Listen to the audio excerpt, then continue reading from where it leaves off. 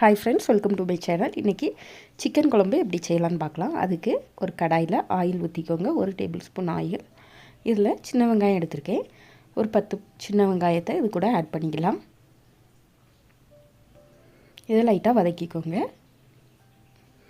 இந்த அளவுக்கு வதங்கினதுக்கப்புறம் இது கூடவே ஒரு தக்காளியை 4 பீஸாக கட் பண்ணி வச்சுருக்கேன். அதையும் இது கூட ஆட் பண்ணிக்கிறேன். இது எல்லாத்தையும் நல்லா வதக்கி ஒரு மிக்ஸி ஜாரில் போட்டு அரைச்சி எடுத்துக்கலாம். அடுத்ததாக ஒரு குக்கர் வச்சுக்கோங்க. இதில் தேவையான அளவு எண்ணெய், இன்றைக்கி 2 டேபிள் ஸ்பூன் அளவுக்கு ஆயில் ஊற்றிக்கிறேன்.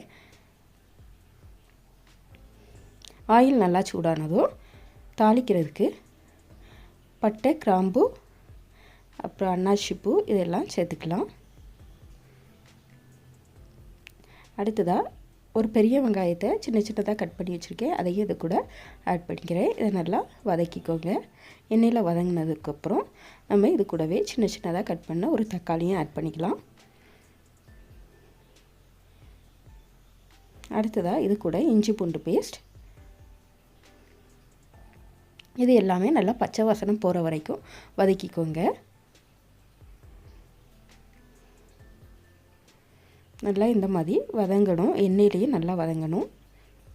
இந்த அளவுக்கு வதங்கினதுக்கப்புறம் நம்ம இது கூடவே உப்பு சேர்த்துக்கலாம். உப்பு சேர்த்து நல்லா வதக்கிக்கோங்க.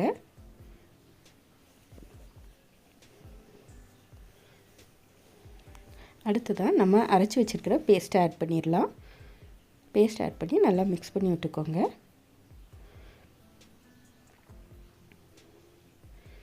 நல்லா எண்ணெய் பிரிஞ்சு வர்ற ஸ்டேஜில் வந்து நம்ம சிக்கன் ஆட் பண்ணிடணும்.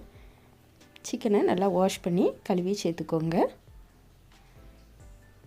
அடுத்ததாக நம்ம மசாலா பொருள் ஆட் பண்ணிடலாம். குழம்பு மிளகாய் தூள் வந்து நான் இன்றைக்கி 2 டேபிள் ஸ்பூன் ஆட் பண்ணுறேன். காரத்துக்கு தகுந்த மாதிரி ஆட் பண்ணிக்கோங்க. நான் காரம் கம்மியாக இருக்கிறதுனால லைட்டாக ஆட் பண்ணுறேன். காரம் அதிகமாக வேணுங்கிறவங்க 4லேருந்து 5 ஸ்பூன் வரை ஆட் பண்ணுங்கள். அடுத்ததாக பெருஞ்சீரகத்தூள் 1/4 டீஸ்பூன் ஆட் பண்ணிக்கோங்க. அடுத்ததாக மஞ்சள் தூள், சீரகத்தூள் எல்லாமே 1/2 டீஸ்பூன் போதும். அடுத்ததாக கரம் மசாலா, அதுவும் 1/2 டீஸ்பூன். மிளகுத்தூள் ஒரு 1/2 டீஸ்பூன்.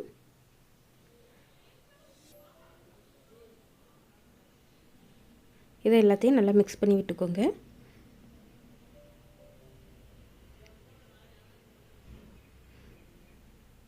இது கூடவே கொஞ்சமாக கருவேப்பிலை, அவ்வளோதான்.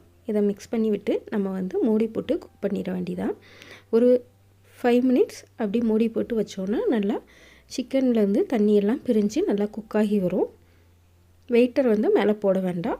இந்த மாதிரி ஒரு 5 நிமிஷம் வச்சு எடுத்துக்கோங்க. இங்கே பாருங்கள், நல்லா சிக்கனில் வந்து தண்ணி விட்டு நல்லா வெந்து வந்துடுச்சு.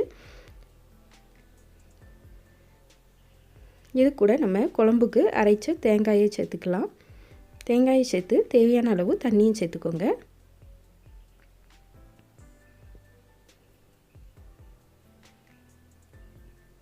குழம்புக்குங்கிறதுனால எவ்வளோ தண்ணி வேணுமோ அந்தளவுக்கு சேர்த்துக்கோங்க. இதை வந்து நம்ம ஒரு விசில் விட்டு எடுத்துக்கிட போகிறோம். இல்லைன்னா சும்மாவே குக் பண்ணாலும் குக் ஆகிரும். நான் இன்றைக்கி ஒரு விசில் விட்டு எடுத்துக்க போகிறேன்.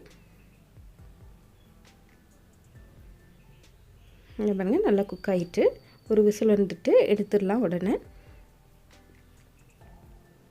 அவ்வளோதான், நல்லா டேஸ்டான இது ரெடி ஆகிட்டு இது கூட கொஞ்சமாக கொத்தமல்லி இலை மட்டும் தூவி இறக்கிக்கோங்க.